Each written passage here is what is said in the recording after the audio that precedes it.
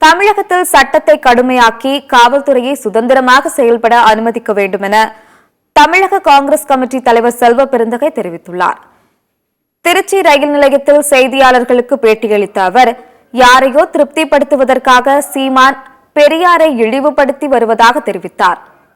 கச்சத்தீவு குறித்து பேசும் பாஜக தலைவர்கள் அருணாச்சல பிரதேசம், லடாக்கில் என்ன நடக்கிறது என்பதை வெள்ளை அறிக்கையாக வெளியிட தயாரா என்று சவால் விடுத்துள்ளார்.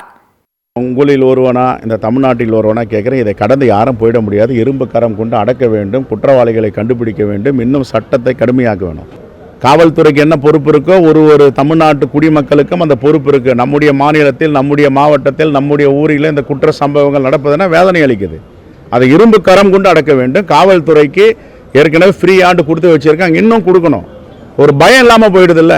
அது எந்த கட்சியில் இருந்தாலும், எவ்வளோ பெரிய மனிதர்களாக இருந்தாலும் சட்டத்தை முன் சமம் தான்.